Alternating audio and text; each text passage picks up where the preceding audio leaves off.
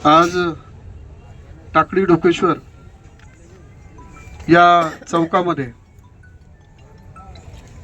परिसरातील वासुंदे, वडगाव, सावताळ, देसवडे, खडकवाडी, पळशी, वनकुटा, टाकळी ढोकेश्वर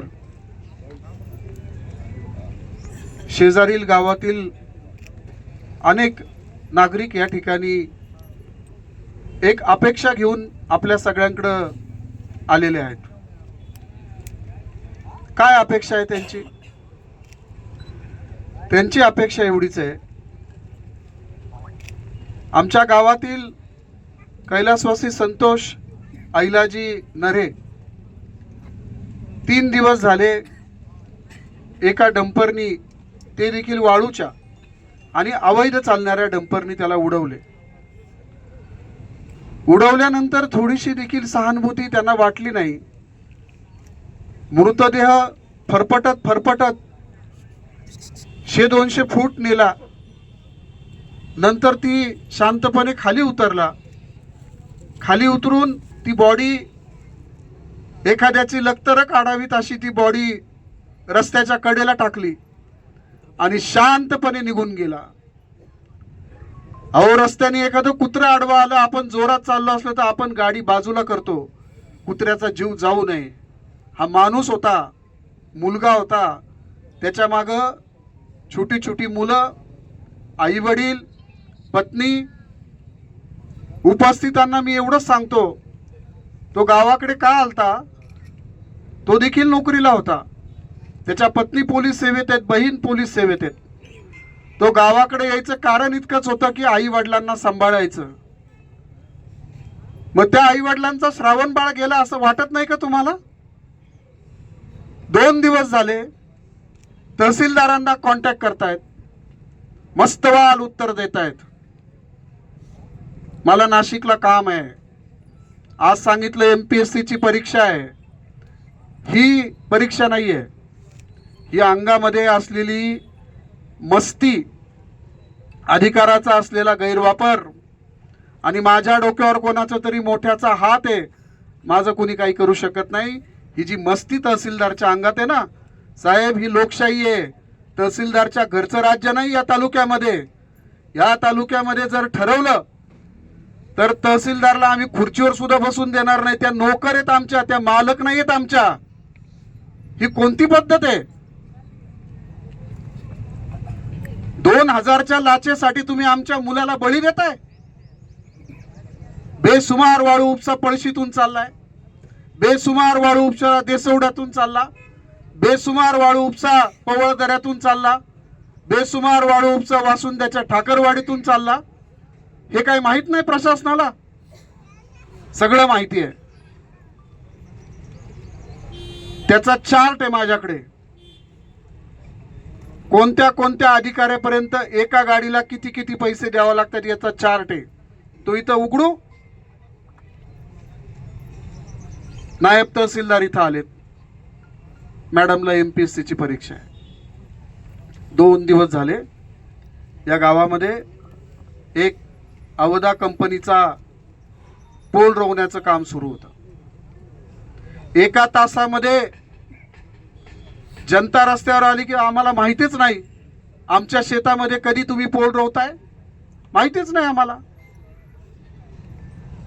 आणि स्वतः शेतकरी आडवा आला.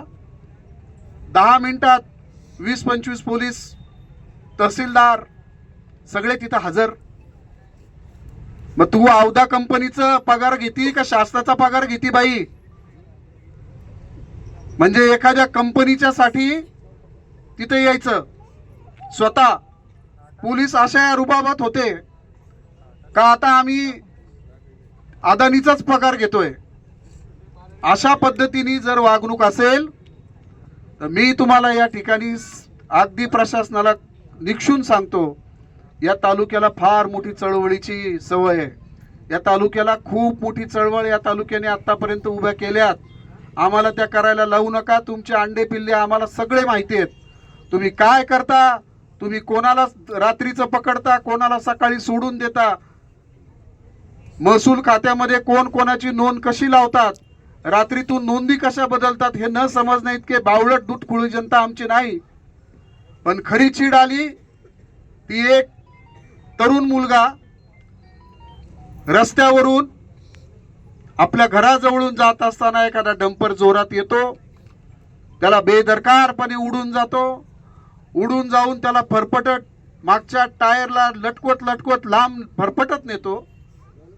फरफटत नेल्यानंतर त्याला उतरवतो आणि शांतपणे तो बॉडी बाजूला काढून त्यानीच जर त्या दिवशी तो हॉस्पिटलला ऍडमिट केला असता तर तो जगला असता. परंतु त्याला माहिती आपलं काही होऊ शकत नाही. आपल्या मागे सगळं प्रशासन ठामपणे उभं आहे. ज्या वेळेस प्रशासनाचा अशी चेहरा लोकांच्या समोर जातो त्यावेळेस लोक कायदा हातामध्ये घेतील हे मी तुम्हाला परत एकदा ठामपणे सांगतो.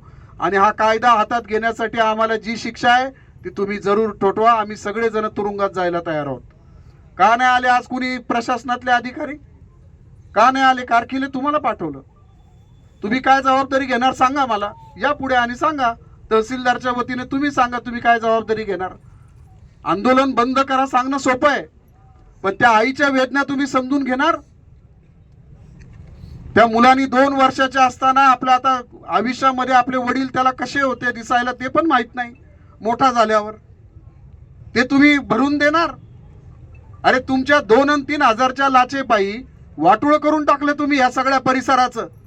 नवीन रस्ता केला का तो त्या 15 दिवसांनी खराब होऊन जातोय. कोणती पद्धत ही? आणि आंदोलन बंद करा म्हणतात. का नाही पकडलं आतापर्यंत? ज्यांनी उडवलं त्याला का नाही पकडलं? मला पोलीस खात्याने याचा उत्तर द्यावं. सदर ज्यांनी उडवलं त्याला पकडण्यात आलेलं आहे काय? नाही पकडलं. मग आता आम्ही काय करायचं तुम्ही सांगा. मी आपल्याला सांगितलं साहेब, त्या अनुषंगाने माझ्या टीम कार्यरत आहे. संध्याकाळपर्यंत पॉझिटिव्हली त्या अनुषंगाने काहीतरी माझी कारवाई राहील. संध्याकाळपर्यंत काय पकडणार? माझी टीम कार्यरत आहे. अजूनपर्यंत यश आलं नाही. मालक आता पोलीस स्टेशनला झाले. 2 दिवसात पकडली.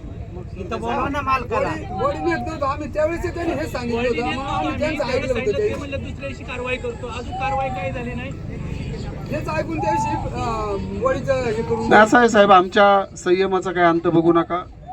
आत्तापर्यंत एकाही प्रशासकीय अधिकाऱ्याला आम्ही कधी चुकूनही त्रास दिलेला नाही, देणारही नाही. परंतु तुम्ही जर एवढे घट्ट काळजाचे असताल तर आम्ही तुमच्यापेक्षा 10 पटीने घट्ट काळजाचे होऊ शकतो.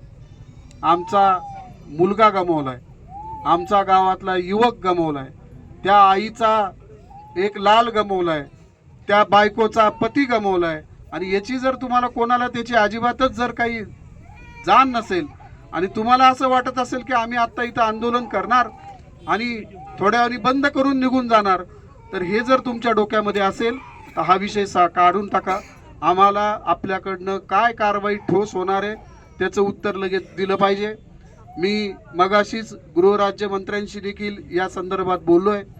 तुम्हाला जी कारवाई करायची ती तुम्ही आमच्यावर करू शकता, परंतु आमच्यावर कारवाई करण्यापेक्षा ज्या माणसाने गुन्हा केलाय त्याच्यावर कारवाई करा. काल परवा मला काही हॉटेलच्या चालकांनी सांगितलं या तालुक्यामधल्या, म्हटले आम्हाला आधी 2-2 हजार द्यावं लागायचे, आता 6-6 हजार रुपये द्यावं लागतात. हप्तेवाढी झाली. गाडीच्या मागचे हप्ते वाढले, हॉटेलचे हप्ते वाढले. हा तळतळाटीचा पैसा आहे, ही लक्ष्मी नाही, ही अवदासा आहे. मी तुम्हाला पुन्हा एकदा सांगतो, मला इथं तुम्हाला कुठलंही भाषण द्यायचं नाही. महसूल कर्मचाऱ्यांना माझी विनंती आहे, अनेक कर्मचारी, अनेक लोक, सामान्य माणसं तुमच्याकडे येतात पारनेरला. तुम्ही त्यांच्याशी काय भाषेत बोलता हे आम्हाला माहिती आहे. तुम्ही त्यांचे पेपर त्यांच्या अंगावर कसे फेकून देता हे आम्हाला माहिती आहे. पण जर आम्ही रस्त्यावर उतरलो तर तुम्हाला तिथून नागडं करून ऑफिसच्या बाहेर काढू हे देखील मी तुम्हाला इथं सगळ्यांच्या समोर सांगतो. आणि ती ताकद आहे आमच्यात, तेवढी आमच्यात मनगटात रग आहे. ही जर तुम्ही अशा पद्धतीने जर लोकांशी बोलणार, वागणार, आणि आज का हो तुमच्यापैकी वरिष्ठ अधिकारी यायला त्याला जमलं नाही, कोणालाच जमलं नाही यायला. आम्ही बोलायचं कोणाशी? तुमच्याशी बोलायचं. तर तुम्ही पुढे येऊन सांगा काय कारवाई करणार आहे ते आम्ही थांबवतो.